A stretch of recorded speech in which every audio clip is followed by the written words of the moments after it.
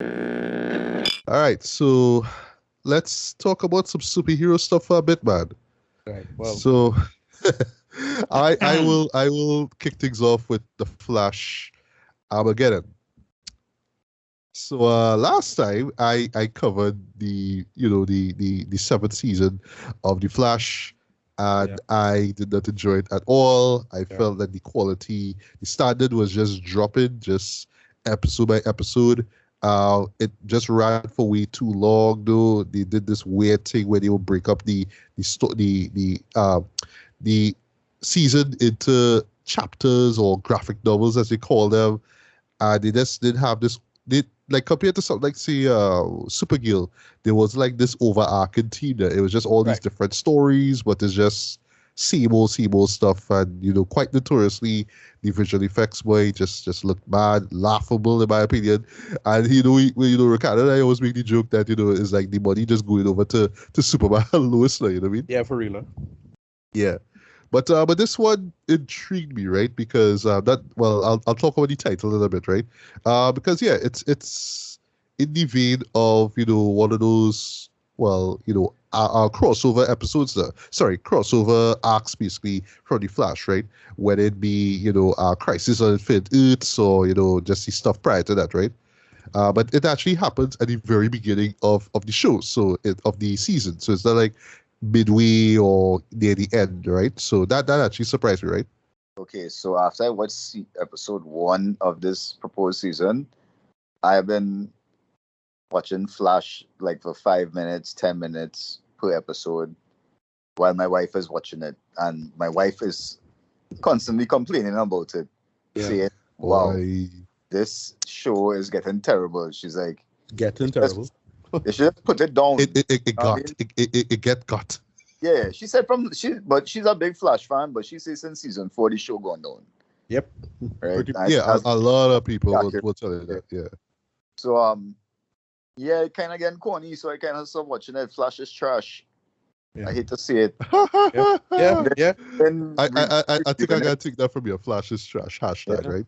It's Yeah, much trash. like, but yeah, much like how glass is ass, Flash is trash. Yeah, Yeah. there you go. Real. How many times is man gonna run backwards and mess up timelines? Enough. Oh, Yeah. Boy, and he does it here again. But all right, so in a nutshell, what it's about, right? So Armageddon, right?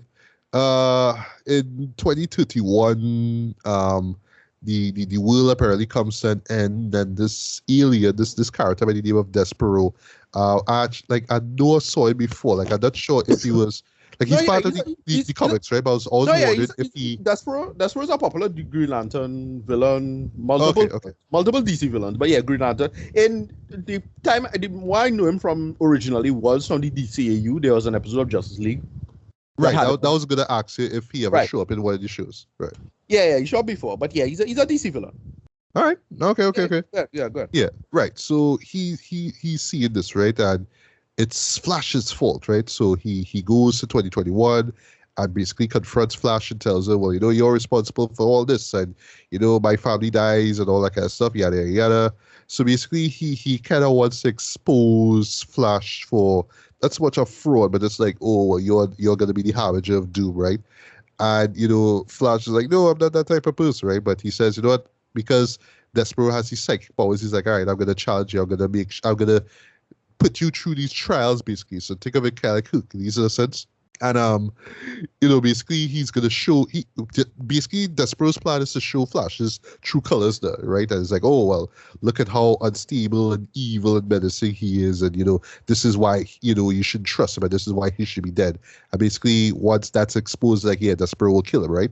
So while all this is going on now, there's this drama involving the rest of the heroes. They try to deal with some scenario involving a character that's presumed dead. That's all I would say.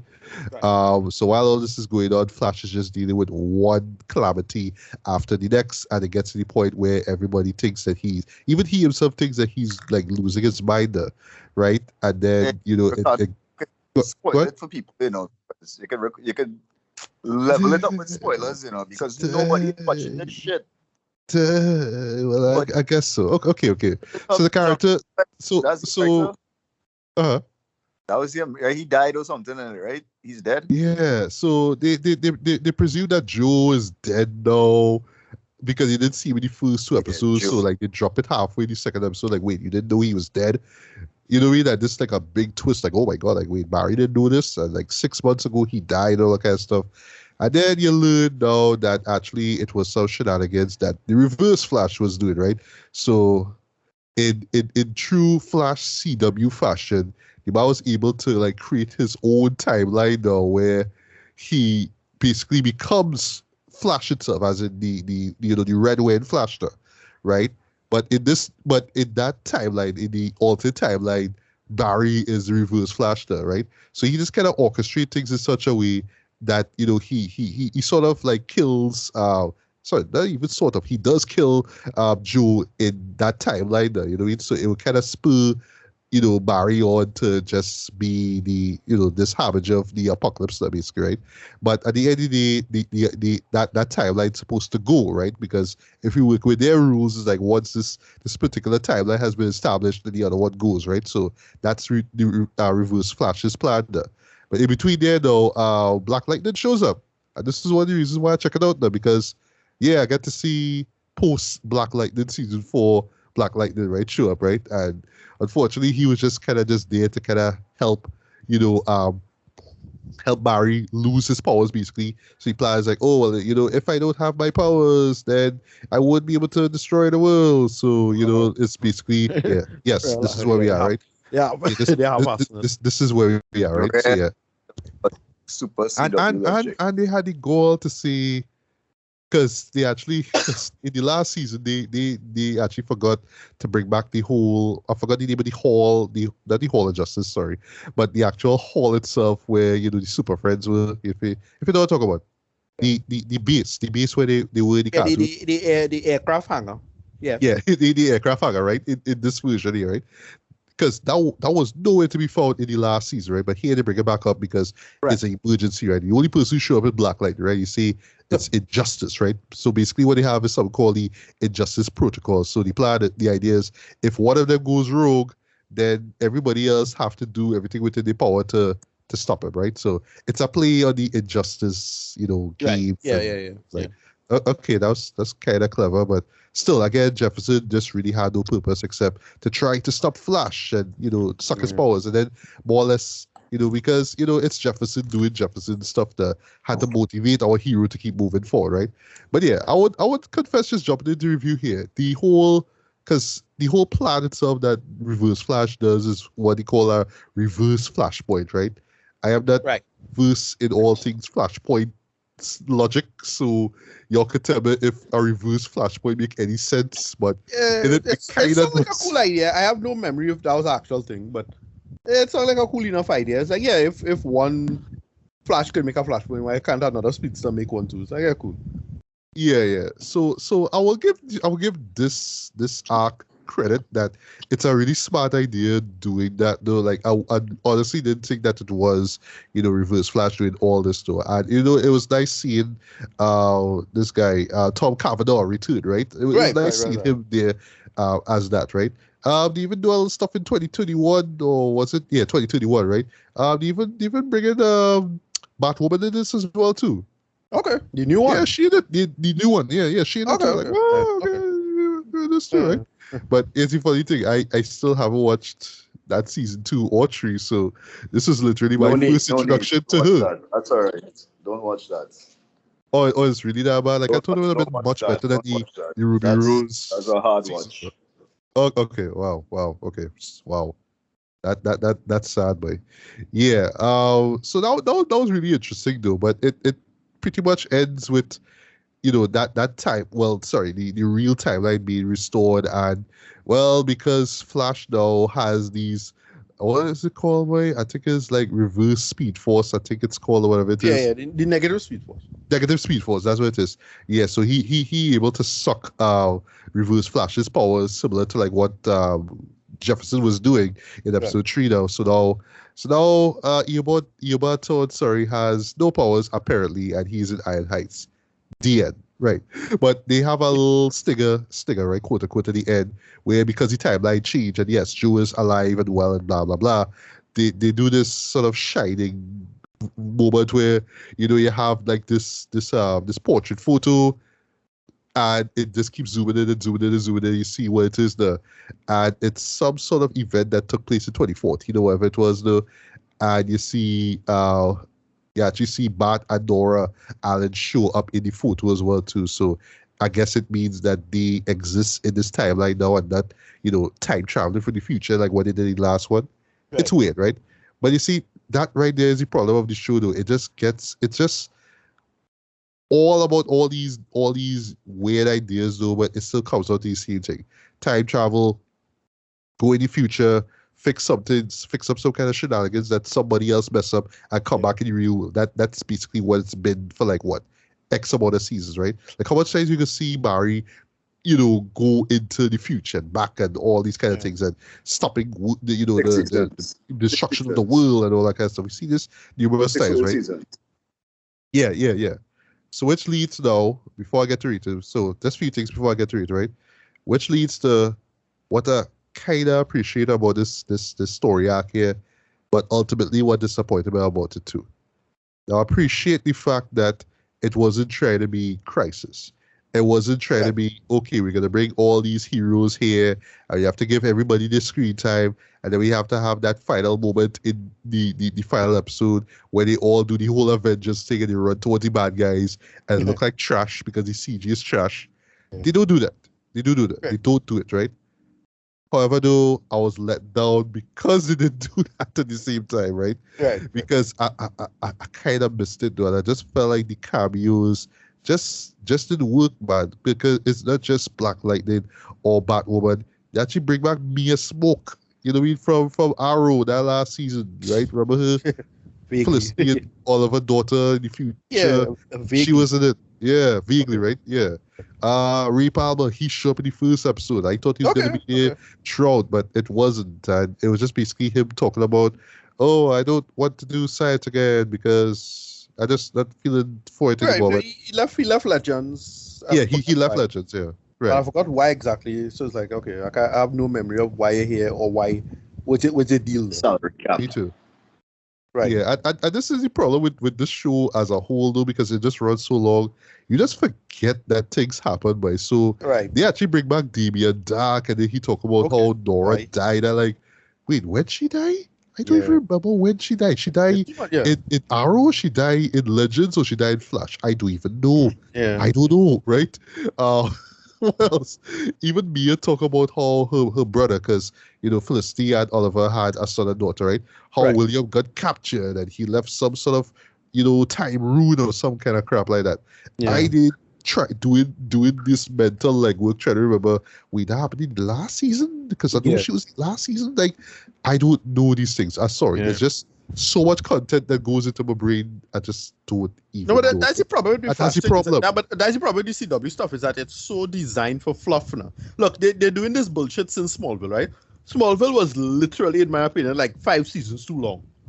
No, so, I agree. I don't know if it's the way you Ricardo and Ashton, but I thought season 5 was the end, Yeah, I thought it literally was set up to end, and they just kept going. And going.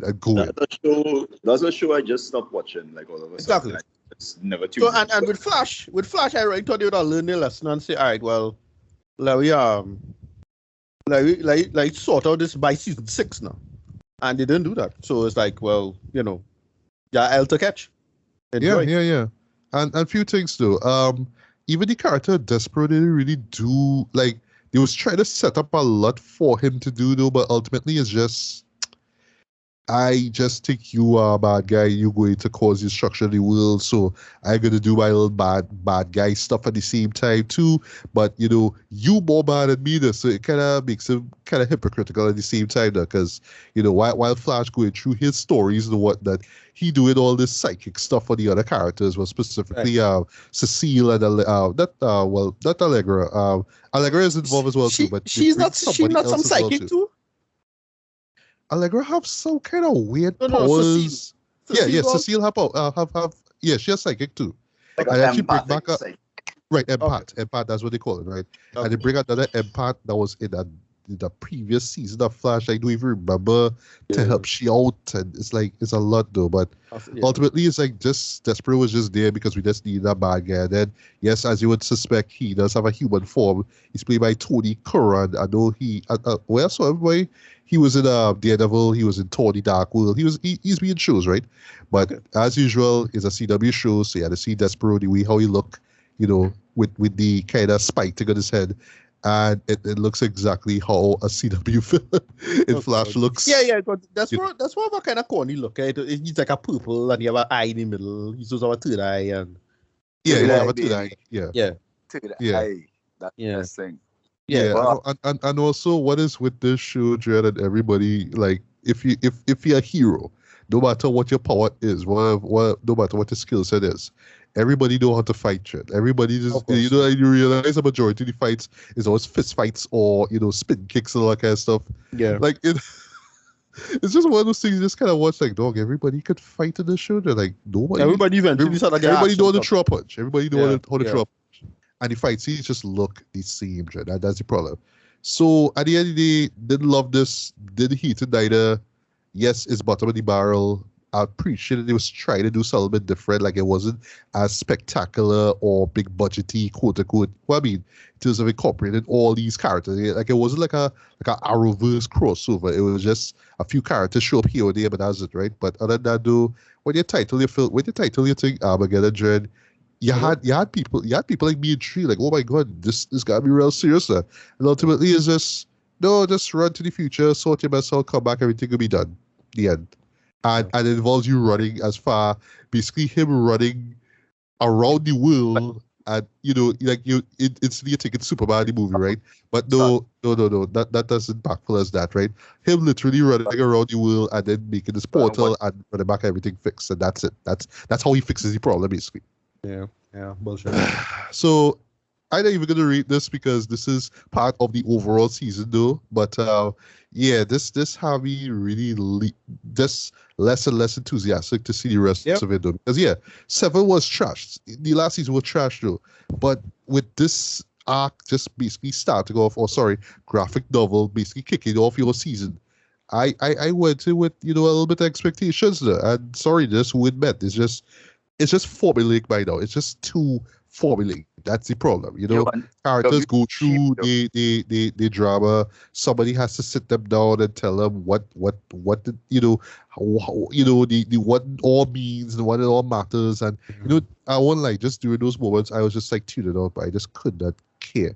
It was hokey. I know they meant well, but it just felt so redundant by now. Just like, we still doing this. And I get it. They have the audience. I get it. It's comfort food. I like that. But still, 8 seasons into it, and we still doing this. Just wrap this up. Enough, Wrap this up, That's all I had to say. Yo, don't waste your time to watch Flash. If you want to watch something in CW, watch Stargirl. Stargirl is at least quality. Stargirl is CW? Or it is something? Isn't it? Whatever. I think it moved to CW. Oh, it moved to CW. Okay, no problem. I could be wrong. Yeah. It's not still on something? I would say on Disney. Go there. Right. Like, Stargirl is worth the effort. It's a good show, and Flash has just been repetitive, terrible, trash. Yeah. It just needs to end. That's the problem. Just end it. Like, just find the end of the timeline, and you know what? Just unravel the timeline and let us all die together. Like, I would rather that. No, my thing is, I really thought they would have like a real proper final confrontation against Reverse Flash by season 6. Like, sort that out. And then they that'd have been perfect timing for all the big reboots involving for Superman and Lois now. And I think next year they have a new show coming out called Naomi. I think it is. Okay. I think so. This was What I thought they were really gonna do is after the final crisis or whatever it is.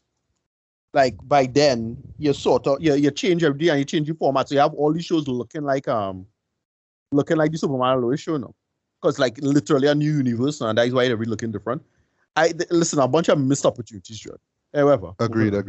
Life. Last thing I'll say though, I think the overall problem, like how I see it, is the notion that the fans love this, right? This is the delusion that they have in their head that the fans love this. If we stay with this and we just keep chewing about like this, you know what I mean?